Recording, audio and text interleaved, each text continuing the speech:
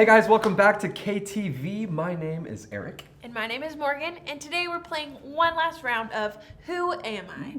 So our category this week is famous sidekicks. So Eric and I are each a sidekick, and we're trying to figure out who the other person is.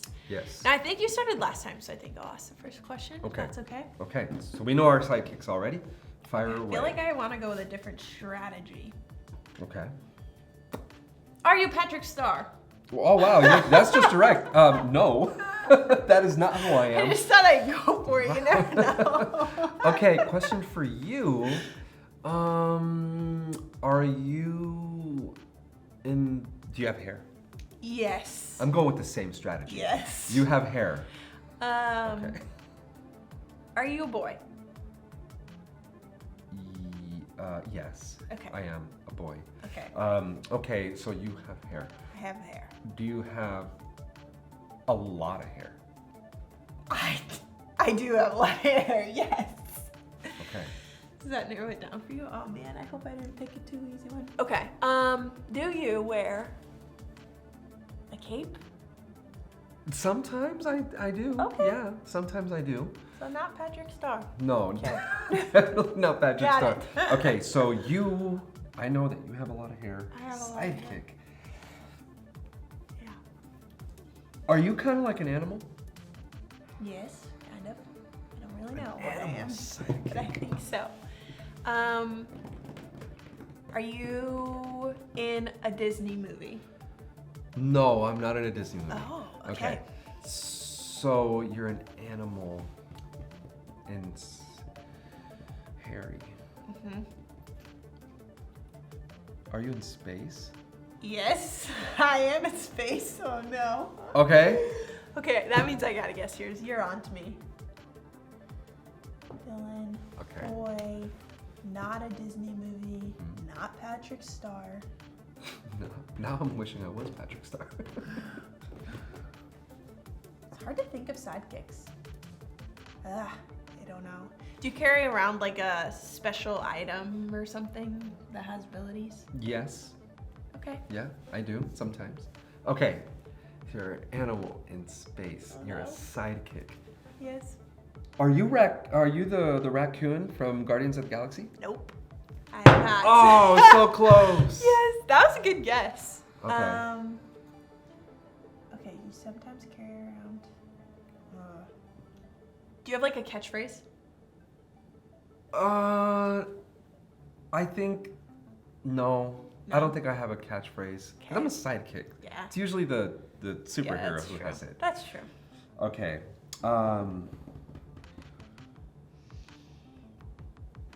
I know who you are. Who am Are you I? Chewbacca? Yes, I'm Chewbacca. Oh, I got it. Okay, hairy animal, Yeah, like kind of an right, animal, I don't space. know. Chewbacca. Good job. Okay. That was impressive. I finally you won. pegged me. I'm so happy.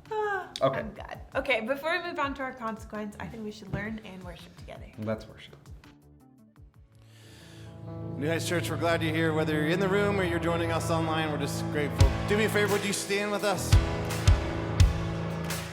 We're excited to worship. We want you to sing out with all you have, so let's do it together.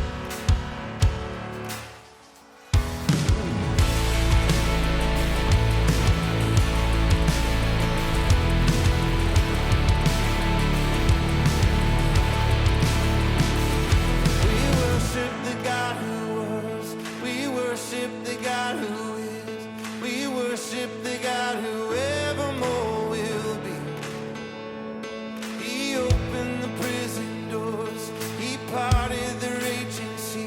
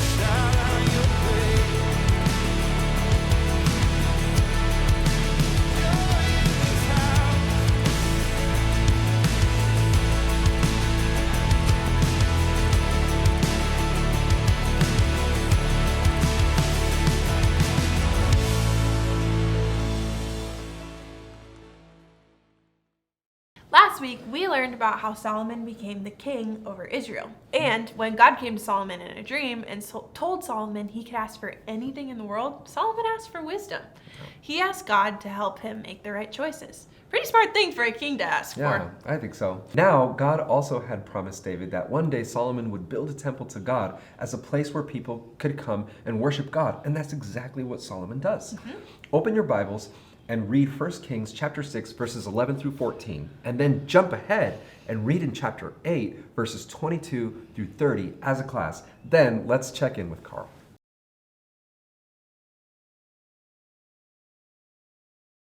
Do I want 12 gold statues of myself or 20 giant paintings of me fighting a grizzly bear? I'll do both. Man, I love being famous. Hey there, kiddos. Hey, living large like myself? I bet. Anywho, I'm not sure how much time I have today for Grow TV. Now that I'm famous, I don't have much time for anything but parties, award shows, banquets, and the occasional tennis match with my good friend Jimmy Fallon. Oh, what's that you say? I look and seem different? Well, that's the point, y'all. Before I went viral, I was just a normal dude with a normal job. But now I'm famous. I'm a celebrity, and everyone knows my name. Don't believe me? Well, I got some questions here that only famous people would know. Ready? Number 1. How much does a pound of escargot cost? Answer, 0 pounds. That's not even a real word. Question number 2. How many stars are on the Hollywood Stars Walk of Fame? Easy. At least 15,000. And finally, question number 3. What is the one thing all famous people must say after entering a room? It's very simple. You walk into the room, put your hands like this, then you say, "Howdy ho, I'm famous and I'm here." See? I told you. Now forget the old Carl. The new and improved Carl is here to stay. Oh, hey, Carl. Hi, Alan. Alan. My name's Andy. You know that. Oh, do I? I just know so many people now, it's hard to keep track. Well, I just heard about the viral video that you put out, and I just wanted to stop by and say congrats, man. That's awesome. Thanks. It's nothing really. It was just a matter of time. Matter of time before what? I'm sorry? Nothing. Also, just checking. Are you ready to go? Go? Go where? The laser tag team. We have that tournament today, and you said you would help. Oh, yes, that thing. I'm not sure I can give the proper time and energy into something that small. You see, I have such big plans. Well, you said you would help, and without you, we don't have a team, and we definitely have no chance of winning. I understand, Andy, but the golden statues for winning famous things aren't going to collect themselves. Oh, well, I just thought doing this and being a friend was important to you, but if it's not, it's cool. I get it. I'm going to go and tell the story now. See you later, Andrea.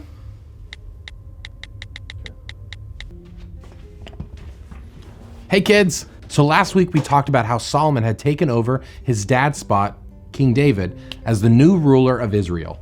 Now, just like Carl apparently, Solomon was famous. I mean, really famous. He was going to be going down in history as one of the greatest kings of all time. And Solomon was going to try and do something big. You see, when King David was alive, he had tried to build a temple for God, and it was going to be big and wonderful. Now, God loved the idea of the temple, but David was told to wait because one day his son Solomon would go on to build it. Now, God had a plan, and King David may not have understood, but he listened to God anyway. So now Solomon is king, and he had already started his reign off on the right foot by offering sacrifices to God. But now it was time to build the temple. Now, this temple wasn't going to be some small little shack, no. This temple would be built by thousands of people. Solomon wanted to make sure that whoever saw this temple knew just how big and wonderful God truly was. Once the temple was built, Solomon had the Ark of the Covenant brought in, so that way the presence of God could be there forever. And God also told Solomon that when the temple was finished being built, that a dark cloud would fill the inside of the temple, and inside that cloud, God would be present. And guess what? The cloud appeared in the temple. God was so happy with it, and that made Solomon happy as well. You see, God gave Solomon more than he could ever ask for. See, God placed Solomon in that position not only to be famous, but to serve others, to help Israel, and to set an example. Solomon was very wise, he was very kind, he was very loyal, but he was also super grateful. He was grateful for all that God had done for him. So Solomon knew he couldn't just stand by, enjoy the fame, and not do anything in return. He knew he had to show his gratitude and give back to the God that had loved him so much. And he did that by simply giving his time and energy into building that temple. Now, we can learn from Solomon in a lot of ways. A lot of the times we get more than what we deserve. Most of us have houses and food to eat inside of those houses. But sometimes we get presents on our birthdays and we get to go on really fun trips. Even during tough times when our parents might be stressed about how to pay the bills, or maybe we're tired or there's a lot of going on so we're stressed. It might be hard to find things that we're grateful for. Every single day we get to try harder to be the people who God has called us to be. And we can be grateful for the air that we get to breathe right now, or the cool option that we get to talk to the God of the universe anytime we want. God has given us a full life of joy, of love, and forgiveness, and it is our job to be thankful and to give back to the God who has loved us so much. So you're probably wondering, how can we give back to God? And I'm going to tell you, we can do it in simple ways, like being nice to our friends and our brothers and our sisters, noticing and doing something when someone needs help, using less than what we need, maybe giving more than what we want to give. So many ways, but it all starts with having a thankful heart. And when we are thankful, we can give God what we have.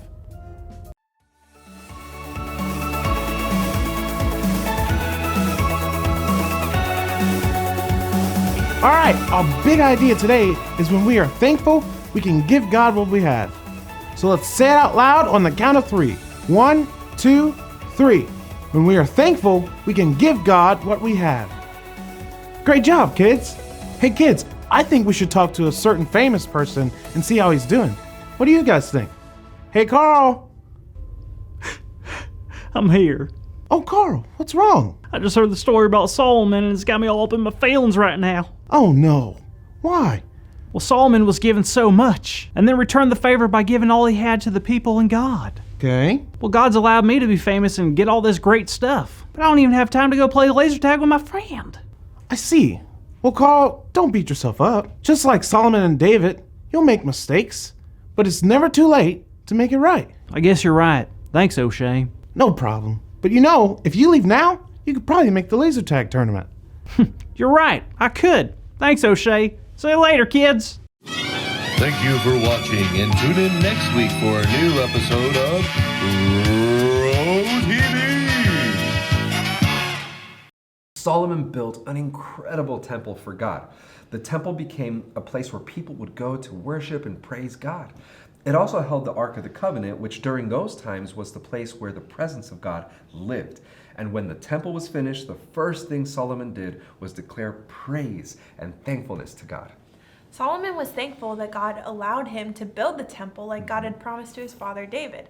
The temple built by Solomon was no doubt an offering of thanks to God for his faithfulness to Israel. God did incredible things for Israel. And God's done incredible things for me and for you.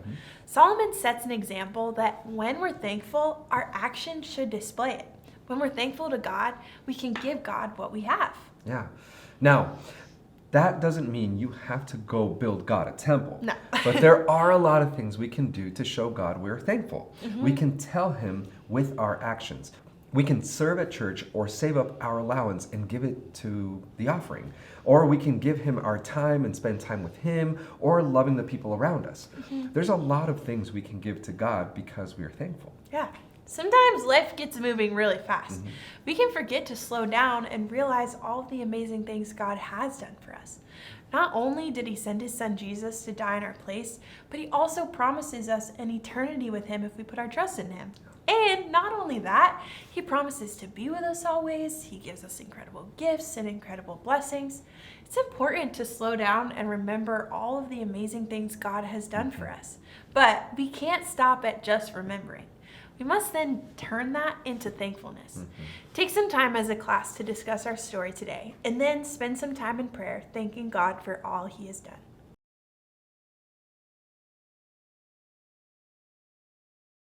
All right, Morgan, do you know what time it is? Time for me to go. See ya. No, you're staying right here, young lady, and we're gonna spin this wheel. We're gonna find out what your consequence is. Okay. Are you ready for this? Because I've been ready. I'm ready. You guys are ready for this. Here we go. But I'm ready. And we're gonna stop it here. And when this number is Number 2. 2. All right, let's see what you Done got. number 2.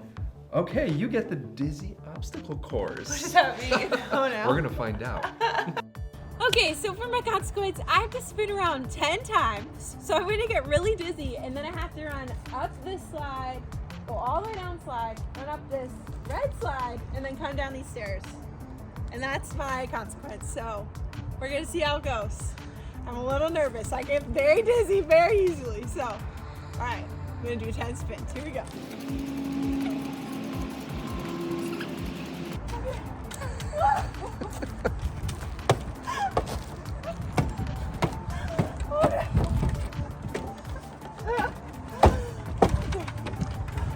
I gotta slow down. I gotta slow down.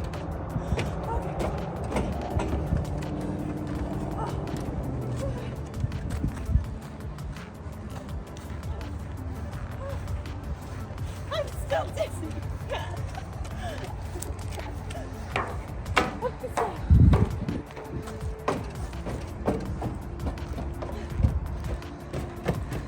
Oh, that was harder than I thought. I'm still kind of dizzy. I'm just gonna take a seat. Oh, that was fun. All right, guys, that's all we have for you for this week's KTV. We will see you next week. See ya. Bye.